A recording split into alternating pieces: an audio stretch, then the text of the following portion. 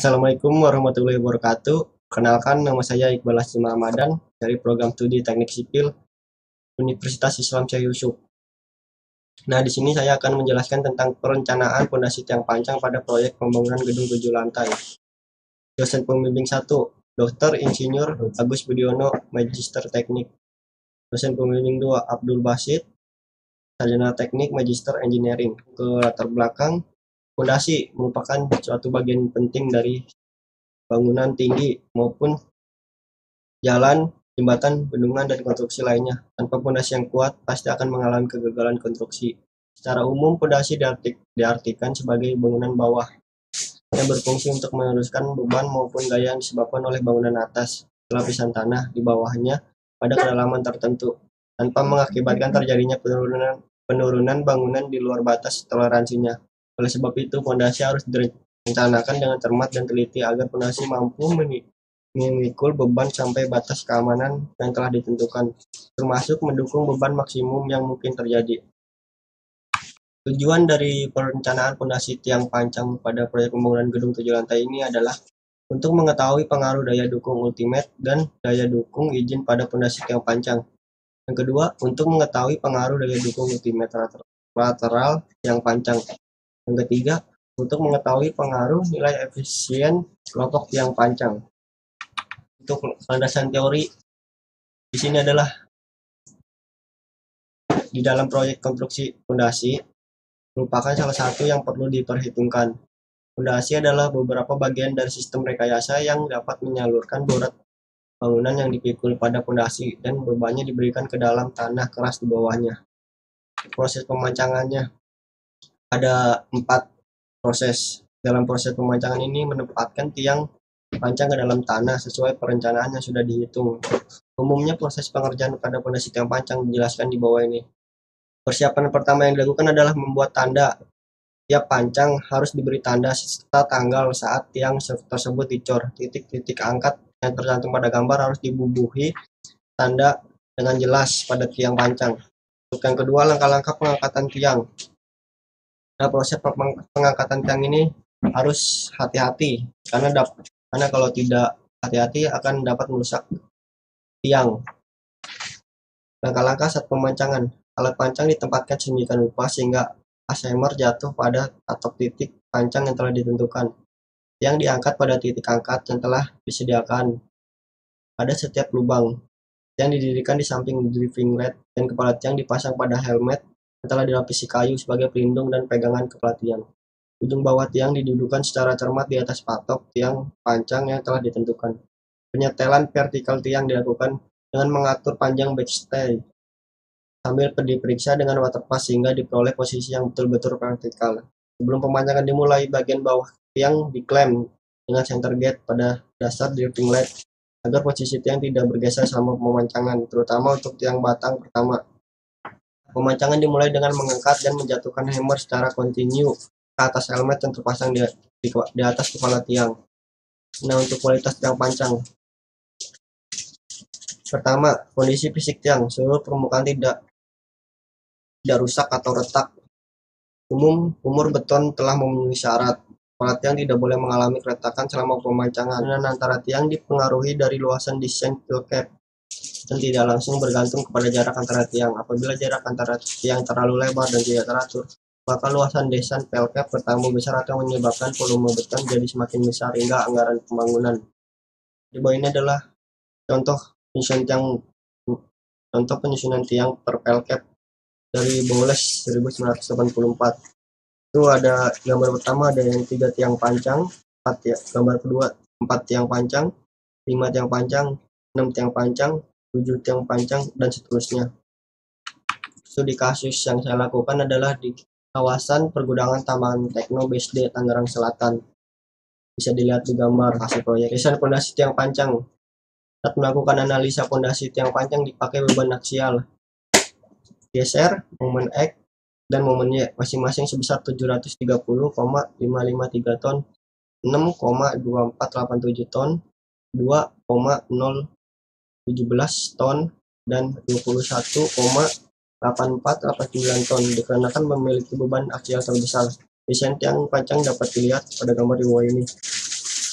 dengan kedalaman tiang 23 meter dan diameter tiang 0,4 meter. Data teknis tiang pancang pada proyek ini menggunakan fondasi tiang pancang dengan spesifikasi di bawah ini. Jenis fondasi yang digunakan adalah square pile produksi Wika beton. Kedalaman fondasi 23 meter di bawah tanah. Untuk ukuran fondasi tiang pancang adalah 40 x 40 cm persegi. Beban rencana sebesar 140 ton. Beban pengujian 280 ton. Untuk mutu beton yang digunakan adalah K450. Metode pembebanan adalah beban langsung. Standar pengujian ASTM D1143-81. Data struktur. Pada struktur bangunan terdiri dari struktur atas menggunakan struktur beton bertulang dan struktur bawahnya menggunakan borpel. Di sini dari dalam proyek menggunakan kolom berbentuk persegi dengan mutu beton FC 30 MPa. Untuk kolom yang digunakan adalah pada lantai 1 sampai 4 adalah 60 cm kali 70 cm. Lantai 5 sampai lantai 7 adalah 50 cm kali 60 cm.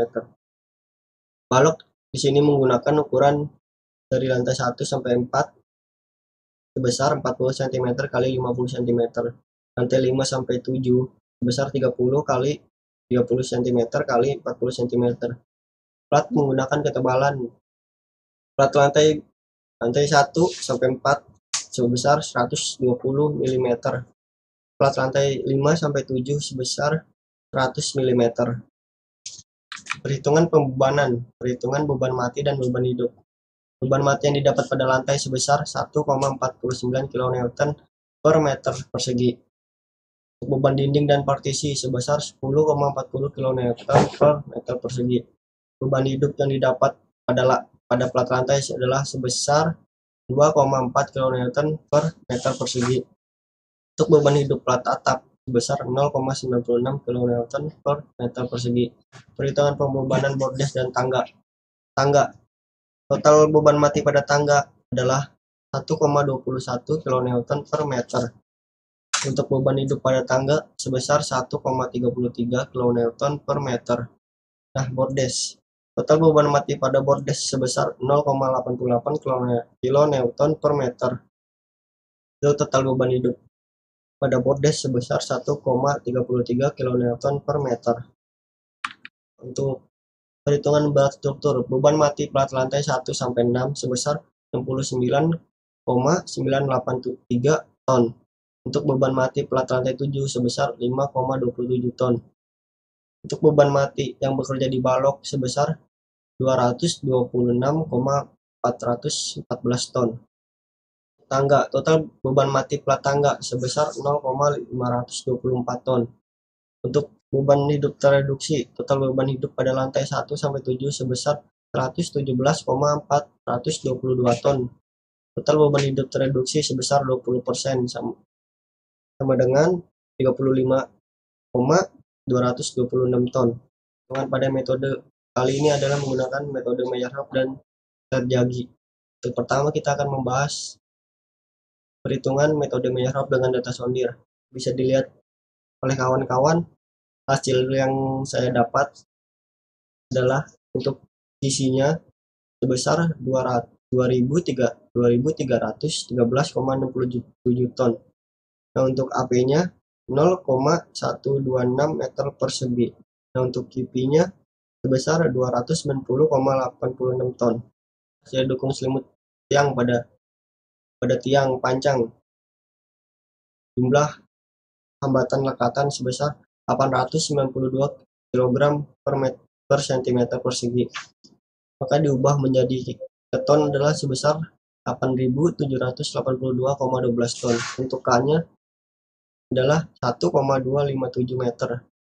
Nah, untuk IS-nya sebesar 112,54 ton. Bisa dilihat ini contoh perhitungannya menggunakan metode Meyerhof. Dia dukung ultimate tiang yang didapat adalah sebesar 403,40 ton. Untuk kapasitas daya dukung izin tiang sebesar 133,290 ton. Jumlah tiang yang didapat dari perhitungan di atas per file cap adalah 6 buah tiang. Nah, untuk efisiensi kelompok tiang sebesar 0,933.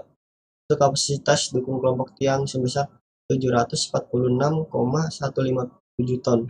Untuk selanjutnya, metode terjadi daya dukung kekuatan bahan didapat sebesar 7.361,24 ton. Daya dukung izin tiang panjang tunggal menggunakan data sondir sebesar 153.877,3 ton. Di sini kita menggunakan metode pelakis untuk mengetahui penurunan tiang yang panjang menggunakan pelakis versi 8.2.4 yang menggunakan tahap gravity loading, dapat dilihat pada gambar ini. Kesimpulan, berdasarkan hasil hitungan data sondir SPT calendering, didapat hasil daya dukung ultimate yang panjang berdiameter 0,4 meter menggunakan metode Meyerhof sebesar 409,88 ton, metode terjadi 153.887,3. Nah, untuk NSPT ada metode Meyerhof sebesar 660,397 ton. Untuk NSPT menggunakan metode terjadi sebesar 7.361,24. Hasilnya daya dukung ultimate dan daya dukung izin tiang berdiameter 0,4 dari hitungan dan NSPT dan data sondir di tabel di bawah ini dapat dilihat hasil IU-nya 4.019,526 ton. Nah, untuk izinnya sebesar 133,290. Nah, untuk NSPT-nya IU-nya didapat 660,397 ton. Dan untuk izin 213,199 ton. Selanjutnya hasil hitungan daya dukung ultimate telar yang panjang didapat IU-nya sebesar 4.019,526 ton. Izinnya sebesar 133,290 ton. Nilai efisien kelompok tiang panjang dengan data sondir aja 0,933. Untuk efisien kelompok tiang panjang menggunakan NSPT sebesar 0,996. Terima kasih banyak sudah mendengarkan. Apabila ada yang kurang jelas, mohon maaf. Assalamualaikum warahmatullahi wabarakatuh.